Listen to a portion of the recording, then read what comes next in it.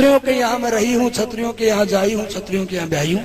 और अगर तू पांडवों की दासी होती और वीरों के यहाँ रहती तो फिर इस वीर सभा को देख करके तेरी आंखों से ये कायरता का पानी नहीं आना चाहिए था।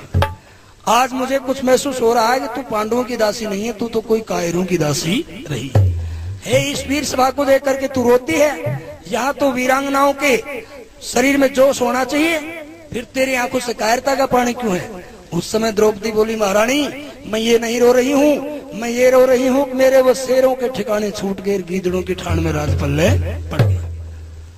रानी बोली, ये कैसे?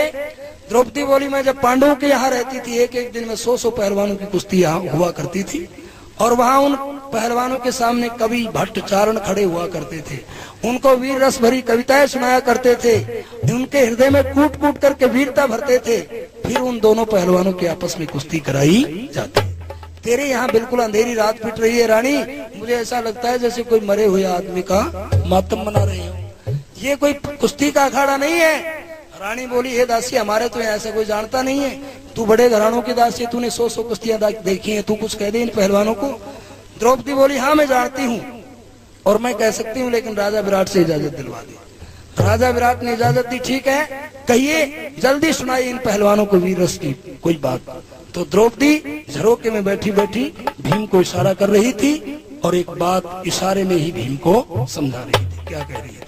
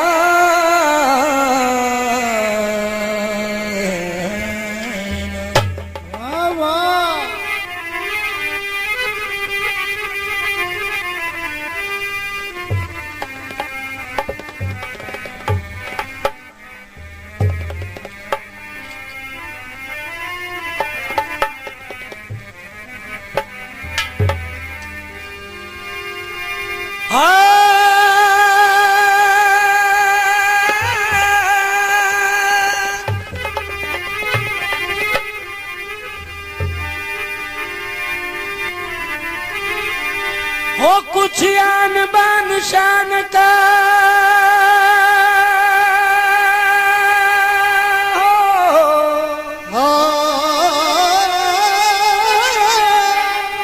हो कुछ आन बान शान का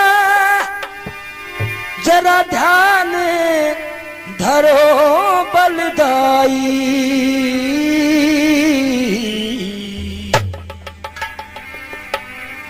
और जहार गया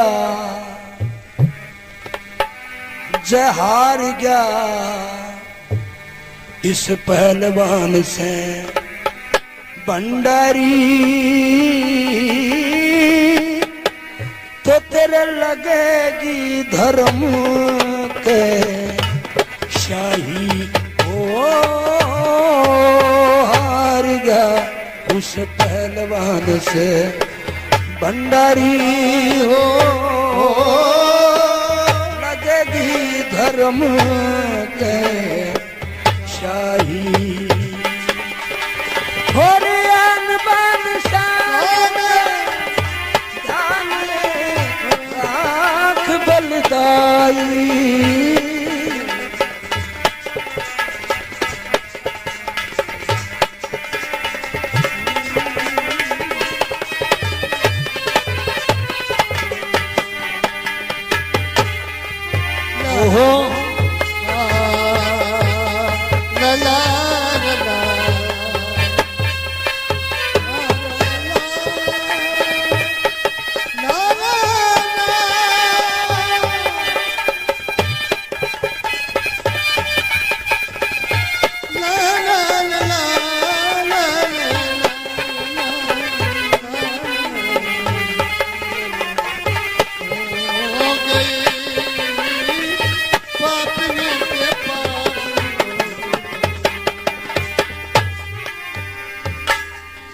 द्रौपदी इशारे कर रही थी।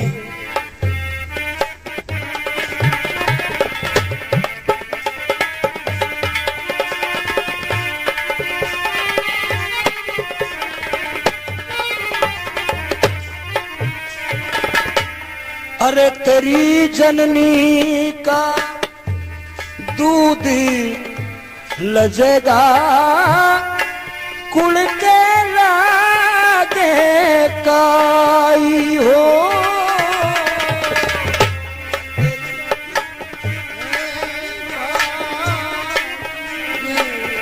लजेगा कुल के लागे काई।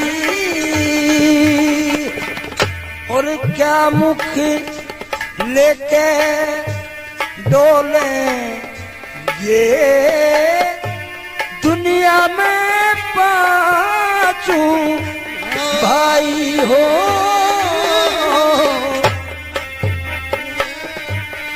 एक डोले ये दुनिया में पांचू। और जरा कर लेना होशियारी, जरा कर लेना होशियारी। यो तन सभा देख रही सारी, यो तन सभा देख रही सारी। और इसीलिए टप टप टप टप मेरे जरे नैन से झारी। इसलिए टप टप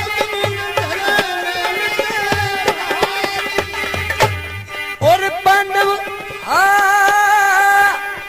रे नाक कटेगी थारी हो। और नाक कटेगी थारी और हो जाएगी जग में हंसाई। पहलवान से हार गया भंडारी, वो लगेगी धर्म के।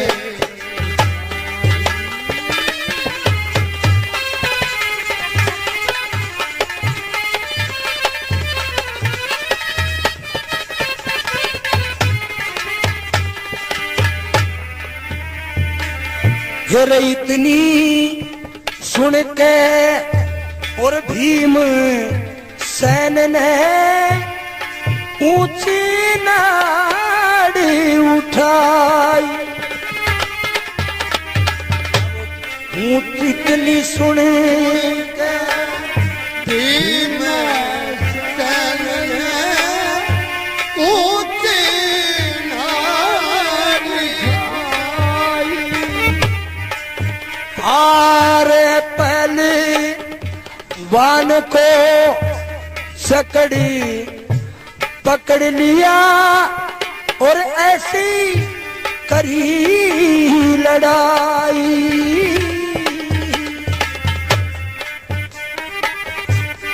वान को जकड़ी पकड़ लिया ऐसी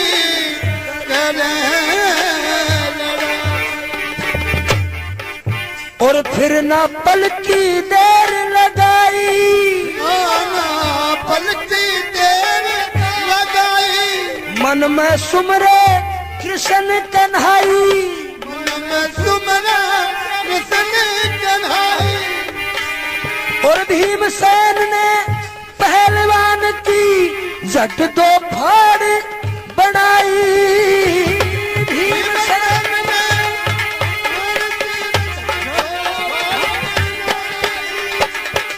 और महाभारत में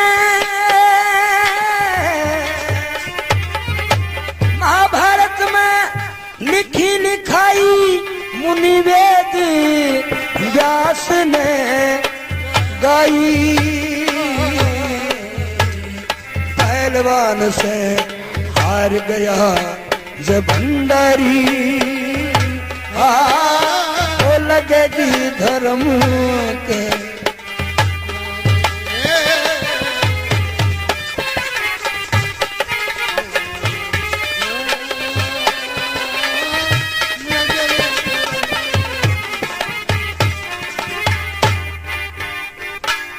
बोले कृष्ण कन्हैया लाल की। सज्जनों, इस तरह से भीम ने द्रौपदी का जो जोशीला राग सुना, एकदम से जोश में भर के पहलवान को पकड़ करके पहलवान की दो फाड़ कर दी। यहाँ जीमूत पहलवान का वध किया जाता है। और समय क्योंकि अब ज्यादा होता जा रहा है, कुछ एक लोग